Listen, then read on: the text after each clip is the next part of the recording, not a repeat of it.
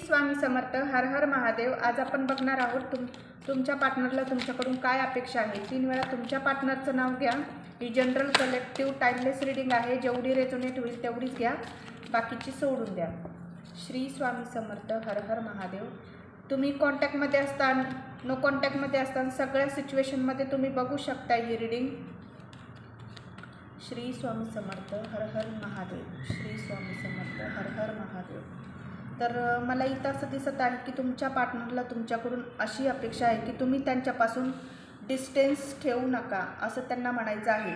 तुम्ही त्यांच्या कुठल्याही प्रश्नाचं उत्तर विचारू नका, प्रश्न त्यांना विचारू नका त्यांना, असं ते सध्या विचार आहे, त्यांचे अपेक्षा आहे. आणि त्यांना असं वाटतं की तुम्ही जे प्रश्न मला विचारतील त्याचं उत्तर माझ्याकडे आत्ता तरी नाही आहे.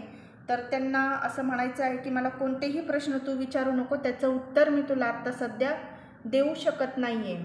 आणि त्यांना असं वाटतं की तुम्ही त्यांना प्रत्येक परिस्थितीत, त्यांच्या हर सिच्युएशनमध्ये त्यांना तुम्ही समजून घ्या. माझी काळजी घ्या, मला प्रेम द्या, मला प्रेम दिलं पाहिजे. आणि तुम्ही पहिले जसं त्यांना प्रेम करत होतात, काळजी घेत होतात, अटेन्शन त्यांना तुम्ही देत होतात, हे सगळ्या गोष्टी तुमच्याकडून त्यांना पाहिजे आहे. आणि तुम्ही प्रत्येक वाईट काळात त्यांचा हात धरून ठेवा, त्यांना प्रोटेक्ट करून ठेवा. आणि त्यांच्या त्यांना तुम्ही अटेन्शन द्या, लहान मुलासारखं तुम्ही त्यांना सांभाळून घ्या, त्यांची काळजी करा, अशी त्यांना अपेक्षा आहे तुमच्याकडून.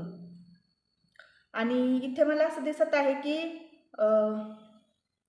तुम्ही त्यांच्याशी बोला, कम्युनिकेशन ठेवा, कम्युनिकेट करा मला, असं त्यांचं म्हणणं पण आहे. त्यांना असं वाटतं की तुम्ही त्यांना सरप्राईज द्यायला पाहिजे, असं त्यांना वाटतं. ते खूप ब्लेस्ड आहे, देवानी त्यांना तुम्ही दिलेलं एक गिफ्ट आहे त्यांच्या लाईफमध्ये, असंही त्यांना वाटतं. आणि ते तुमच्याबद्दल खूप विचार करतात, त्यांना तुमच्याबद्दल खूप विचार पण येतात. रात्री त्यांना झोपसुद्धा येत नाही, डोक्यात तुमच्याबद्दल खूप विचार आहे, ते काढूही शकत नाही आहे, त्यांना झोपसुद्धा नीट येत नाही आहे. आणि तुमच्याकडून अशी अपेक्षा आहे की तुम्ही माझ्याशी व्यवस्थित बोला, माझ्या हर परिस्थितीत मी चुकलो तरी तुम्ही मला माफ करा.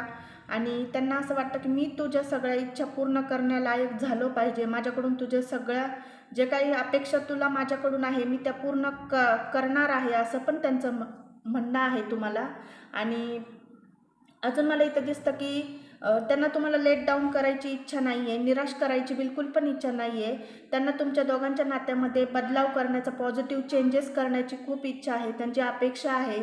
आणि त्यांना फॉरगिवनेस तुम्ही केलं पाहिजे. त्यांच्याकडून भलेही कितीही चुका झाल्या असेल, त्यांनी तुम्हाला खूप दुःखी केलं असेल, तुम्हाला एकटं